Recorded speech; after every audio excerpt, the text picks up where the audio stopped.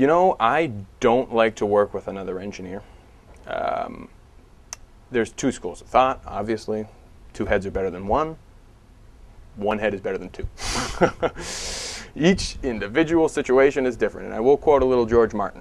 George Martin says that two people in complete compatibility are definitely better than one person. But one person, in many recording situations, is somewhat more effective.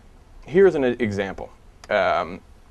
As an engineer, I perform MIDI sequencing, synthesis, sampling, studio recording, mixing, even mastering. As the engineer and the producer functioning as one person, I can look ahead 4 or 5 steps like a chessboard and sequence a MIDI track in such a way because I know I'm going to do this with it on the console, or I know that I'm going to eventually add to it in some way later on. And just the pure idea of having to explain that to somebody else and watch them do it when I know full well it would be done by now. It's very difficult for me. So I'm a student of recording technology. You know, my hardcore academic background is in signal flow and routing and using signal processors and digital audio, and I did a lot of physics in college, and I feel like I have a command of the studio equipment. And definitely I evolved as a producer from an engineer. Nobody just becomes a producer. You're either an artist, a musician, a manager, engineer, or something first. And my genesis is as an engineer. And so I just feel like I have a command of those skills, and I really don't use other folks. And I know that wasn't your initial question. Your initial question was, do they come into conflict with each other? And I think not. I think that the two skills, the production skills and the engineering skills, in one person's head can only be compatible. Because I can discredit things. I can have a little conversation with myself and nobody even knew that it happened.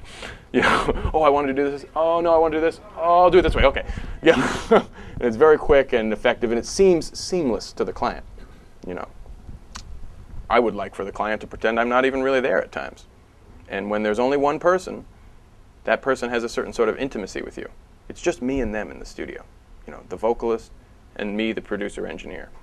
And too many cooks in the kitchen can really ruin your stew, you know.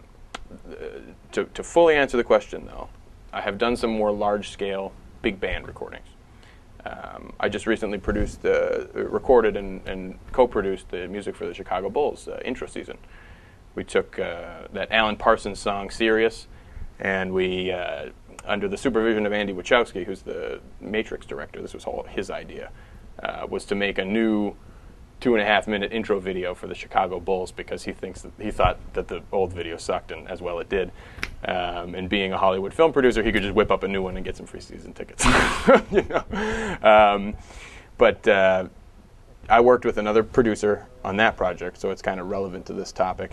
And if you're in complete compatibility with that person, you can really get things done quick. We produced this whole 3-minute intro video music track in about 2 days with 4 musicians and me and a producer. And it was quick. So it can be a very valuable experience to work with somebody else, obviously.